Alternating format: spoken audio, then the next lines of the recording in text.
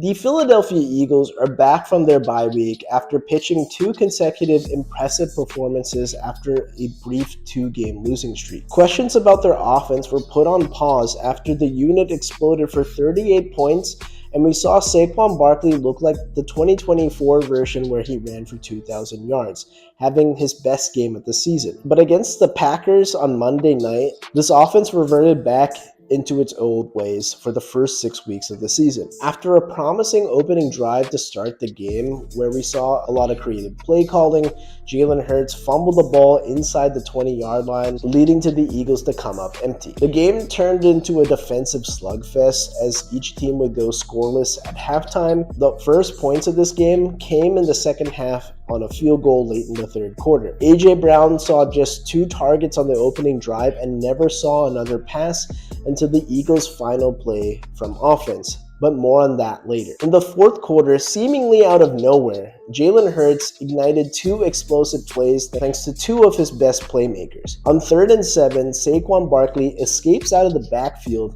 and caught a dump-off pass, impressively maneuvering past Carrington Valentine on a nasty spin move to pick up 41 yards on a catch and run. On the very next play, Jalen connects with Devontae Smith on a deep post pattern where Smitty comes down with another contested catch for a 36-yard touchdown to open up a 10-0 lead. Philly's defense has been middle of the pack all season long in terms of points per game and yards allowed, but they arguably had their best showing of the season on Monday night, stifling Jordan Love and the Green Bay Packers offense. Vic Fangio's unit came up with a defensive masterpiece on every level. The defensive line manhandled Green Bay's offensive line, sacking Love 3 times, hitting him 8 times, and forcing a key strip sack when Green Bay was threatening to score late in the first half. Their linebackers played sideline to sideline with Zach Bond and Nakobe Dean, with each linebacker leading the team in tackles. And it was Nakobe Dean who came up on the blitz to strip Jordan Love late in the first half. While the secondary has locked down Green Bay's passing game, limiting them to just 176 yards passing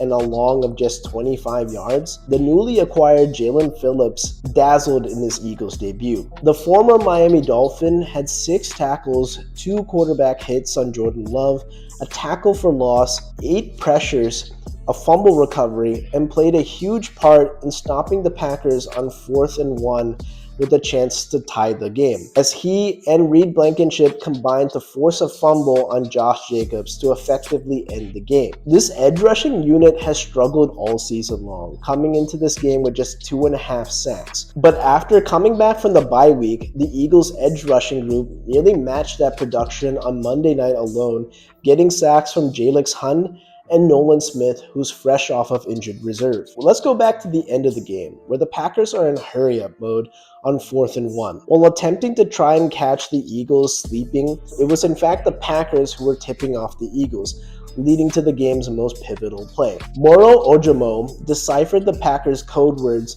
used throughout the game and realized what play they were about to run. He called inside zone, pointing to the Packers' right side of their offensive line. As the ball was snapped, Ojomo and Jalen Carter got through the line quickly, where Phillips was able to clean up and Reed Blankenship recovered a fumble, which effectively ended the game. On offense, the Eagles couldn't quite bleed enough clock and decided to go for the kill shot on 4th and 6 from the Packers' 36-yard line. They tried to hit AJ on a 9 route, but Jalen's pass was underthrown, giving the Packers one last gasp. Thankfully for the Eagles' sake, McManus's field goal never had a chance as it sailed wide left, and it gave the Eagles an ugly 10-7 win. They moved to 7-2 on the season in firm control of the NFC East lead and earned another huge tiebreaker against a quality NFC opponent, where they've already beaten the Tampa Bay Buccaneers and the Los Angeles Rams. The Eagles currently stand at 6-1 in the conference with a matchup against the Detroit Lions, who just destroyed the decimated Washington Commanders, and it's very likely that the winner of this matchup gets so closer to the NFC's top seed and home field advantage. Once again, the Eagles' offense has been under scrutiny, with questionable decision-making late and the lack of consistency on offense. Starting off with the 4th down attempt. I don't mind if the execution was off. Additionally, the defense has been balling all game, But why not punt and force the Packers to go at a minimum an extra 15 to 16 yards instead of starting at the 36, where the Packers needed maybe one or two first downs to get into field goal range. Additionally, the running game has looked like it's reverted back to its stagnant state as Saquon struggled to get going after the first quarter. Although they did struggle in the running game, I have to give the Eagles offensive line massive credit as they came into this game already missing Cam Jurgens, and later Lane Johnson essentially missed half the game, but this unit was able to keep Micah Parsons and a talented Packers defensive line off of Jalen Hurts, as Jalen didn't take a single quarterback hit nor a sack in this entire game against a vaunted Packers defensive line, as his white jersey stayed squeaky clean. But addressing what happened with the play calling, it was a great opening drive. Like I said earlier, we got a lot of creativity, but once Jalen turned the ball over, it just felt like Patullo decided to call a more conservative game. And AJ Brown was at the center of more controversy as he voiced his frustration on a Twitch stream regarding his utilization on Monday night, finishing the game with just 2 catches for 13 yards on just 3 targets. I felt that his concerns are valid because even though I don't always agree with how AJ Brown addresses the media or tries to get his frustrations across, the overall meaning behind it is very valid, and I do think the Eagles should hear him out. I think at the end of the day, AJ Brown just wants to help. He knows that he's a talented wide receiver, and on a good day, he's a top 5 wide receiver in this league. But for whatever reason, Kevin Patullo hasn't found a way to get AJ Brown the ball on a consistent basis. It's like AJ has to literally beg and lash out to the media to get the ball. And we've seen that at times, like against the Los Angeles Rams and against the Minnesota Vikings, but there are other times where AJ is just simply a non-factor. And of course, this also may come on Jalen Hurts.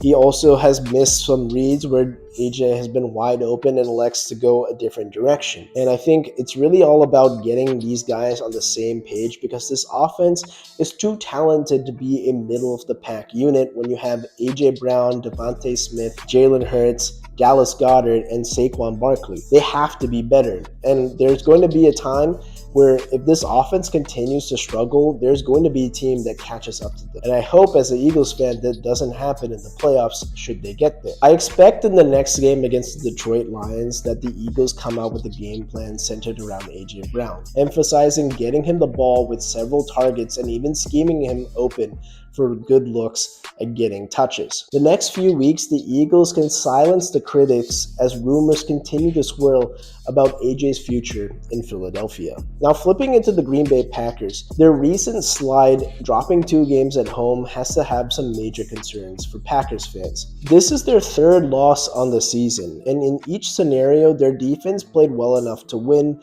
holding their opponents to 13 points or fewer. In the NFL, that's good enough to win, and unfortunately, the Packers offense hasn't been able to score enough points. And it starts with Jordan Love, who has frankly been mediocre to say the least. We've seen a lot of highs and lows with Jordan Love throughout his entire career. And this is when I question whether or not Jordan Love is the Packers' weakest link. In each of these losses, Jordan Love has produced a critical turnover at a crucial juncture in the game and has only thrown 2 touchdown passes.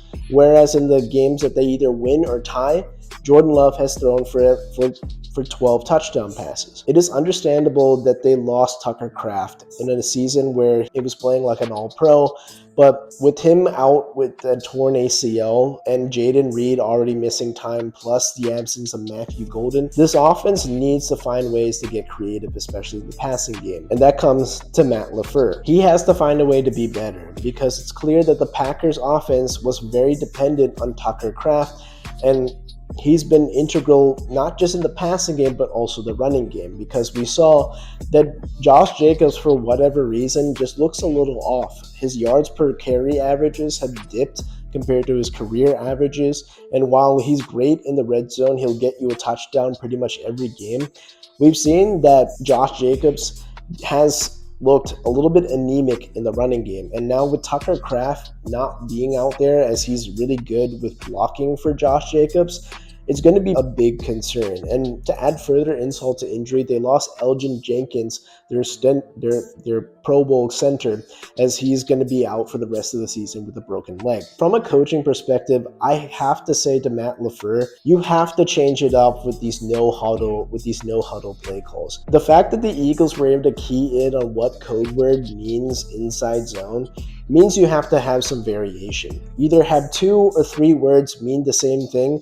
That way your entire team is on the same page that these code words mean play action pass, inside zone, screen pass, whatever have you, and in order for it to not be so predictable. The other aspect was Brandon McManus had no business being out on the field because he's been injured at least for the last few games, and he returned to the lineup and has struggled since.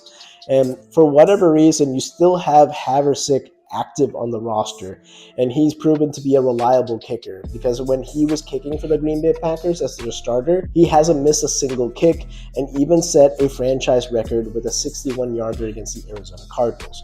I understand conditions at Lambeau were a little bit shaky, but you have to go with the kicker with a better leg and can give you at least a better shot than what McManus gave you. At the end of the day, the Packers now stand in 3rd place in the NFC North and have to do everything in their power to get back on track if they do want to make the playoffs.